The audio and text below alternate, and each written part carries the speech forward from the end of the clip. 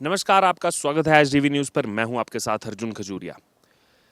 Delhi MCD mayor चुनाव, रोज नए नए बदलाव देखने को मिल रहे हैं।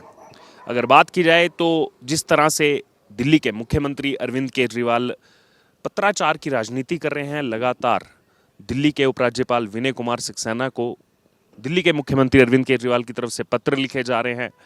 हर पत्र में जो है जिक्र हो रहा है कि असंवैधानिक तरीके से आप चीज़ें कर रहे हैं, दिल्ली में सरकार चलाने की कोशिश कर रहे हैं। एलजी पर बड़े बड़े आरोप लगाए गए, हालांकि उसके बाद एलजी ने इन सब आरोपों को खारिज कर दिया। अब इसी बीच एक बड़ा अपडेट आया है, जब एलजी ने खुद एक पत्र लिखा, अरविंद केजरीवाल को इन्वाइट किया मीटिंग के लिए, बैठक के लिए, कि लगातार अक्टूबर महीने से अरविंद केजरीवाल गायब हैं, आप आइए, बैठक कीजिए और जितने जो मुद्दे हैं उस पर मिलकर जो है विचार विमर्श किया जाए। ये पहल किसने की? ये पहल की दिल्ली के एलजी विनय कुमार सक्सेना ने। लेकिन अगर बात की जाए तो अब अरविंद केजरीवाल की तरफ से जैसा कहा गया, बैठक के लिए समय मांगा गया, तो उसके बाद एलजी ऑफिस ने कहा कि अभी जो उनका शेड्यूल पहले से फिक्स था, जो उनका व्यस्त कार्यक्रम चल रहा है, पहले से जो मीटिंग्स जो हैं वो डिसाइड हुई हैं, उसके चलते शुक्रवार शाम 4 बजे तक जो है उनका पूरा शेड्यूल जो है वो आ चुका है।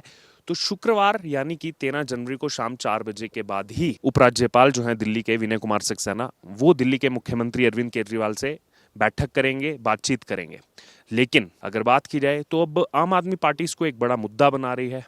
आम आदमी पार्टी कह रही है, देखिए कि हमने एलजी से जो है मिलने के लिए बात की और एलजी जो है वो मिल नहीं रहे हमसे। अब वो 3 दिन का उन्होंने समय मांग लिया है, 4 दिन का समय मांग लिया है। इस तरह के आरोप आम आदमी पार्टी की तरफ से लगाए जा रहे हैं।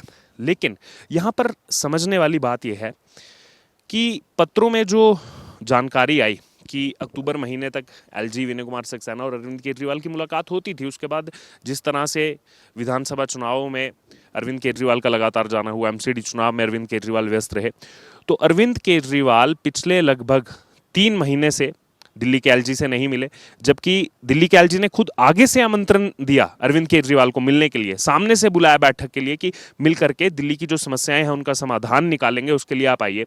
उसके बावजूद अरविंद केजरीवाल हो या फिर आम आदमी पार्टी हो, उनकी तरफ से राजनीति की जा रही है। कहा जा रहा है कि 13 जनवरी तक जो है क्यों रोक दिया गया इस मीटिंग को, 13 जनवरी के बाद का समय क्यों मिला।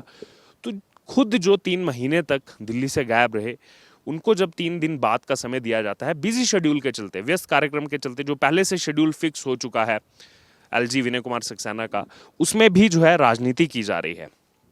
और यहाँ पर अरविंद केजरीवाल की तरफ से कहा जा रहा है कि ये बैठक सार्वजनिक होनी चाहिए, दुनिया को दिखाई जानी चाहिए। इस बैठक में क्या क्या हुआ ये पूरा देश जानना चाहता है, पूरे देश के सामने ये बैठक की जाए।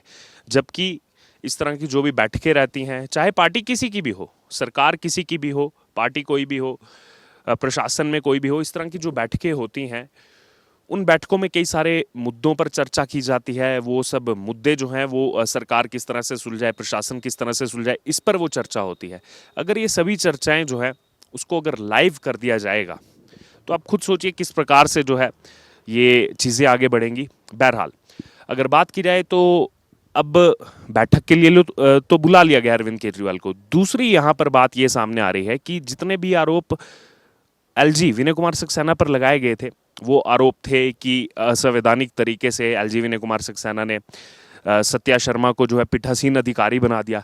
लेकिन जब एलजी ऑफिस की तरफ से इसमें एक अपडेट सामने आता है, इसमें जब रिप्लाई सामने आता है, उसमें ये साफ तौर पर जाहिर हो चुका है कि आम आदमी पार्टी जो आरोप लगा रही है कि सत्या शर्मा को पीठासीन अधिकारी कैसे बनाया गया, तो एलजी ऑफिस के की तरफ से स्पष्ट कर दिया गया है कि जो 6 नाम दिल्ली सरकार की तरफ से दिए गए थे उसमें सत्या शर्मा का भी नाम था और सत्या शर्मा मेयर भी रह चुकी हैं।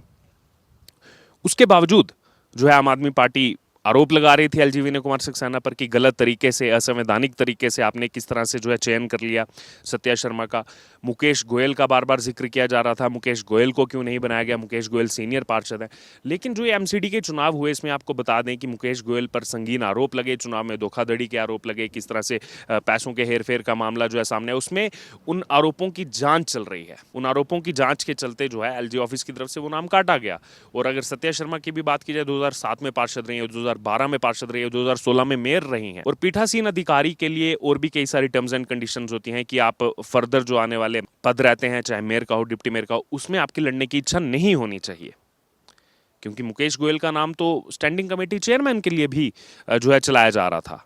आम आदमी पार्टी की तरफ से चलाया जा रहा था। और जो वीडियो सामने आए थे उसमें यही था, मुकेश गोयल जो है धमकाते हैं वहां पर अधिकारियों को कि देखिए अभी चुनाव होने वाला है, मैं जीत जाऊंगा, उसके बाद स्टैंडिंग कमेटी चेयरमैन बन जाऊंगा, उसके बाद देखिए मैं क्या हालत करता हूं आपकी।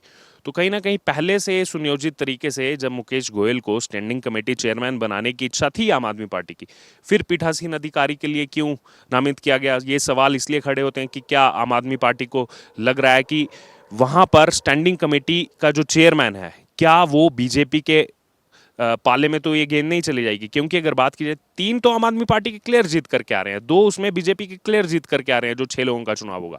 लेकिन जो छठी सीट है, जो इंपॉर्टेंट सीट है, उसमें कांग्रेस का अहम रोल है। कभी कभी कहा जाता है ना, आंकड़े बेशक कम हो लेकिन आपकी भूमिका इतनी ज्यादा महत्वपूर्ण हो जाती है कि आपको कोई जो है डिसरिगार्ड नहीं कर सकता, आपको कोई भूल नहीं सकता। वही भूमिका अब कांग्रेस की बन चुकी है।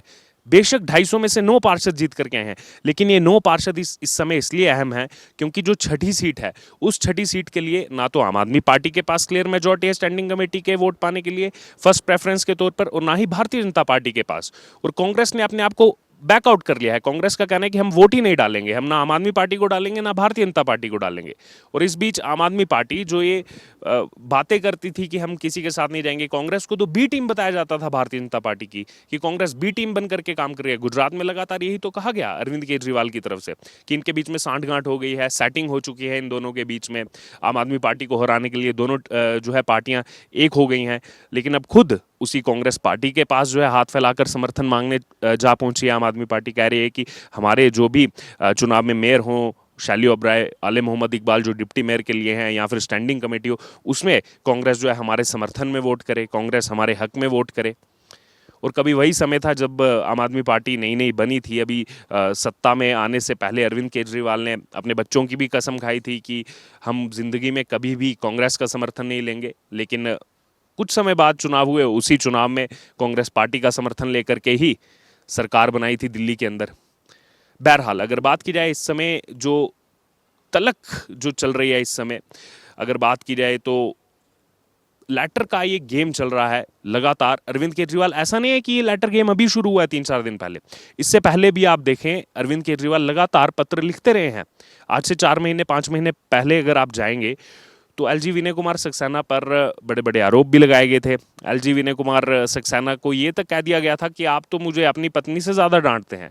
उस समय भी लोगों ने काफ़ी ज़्यादा मजाक उड़ाया था और ये सवाल पूछे थे कि आखिरकार ये देश की राजधानी दिल्ली के मुख्यमंत्री हैं अरविंद केजरीवाल, और उनकी भाषा देखिए कि आप मुझे अपनी पत्नी से ज़्यादा डांटते हैं, मेरी पत्नी इतनी मुझे नहीं डांटती जितना एलजी विनय कुमार सक्सेना मुझे डांटते हैं।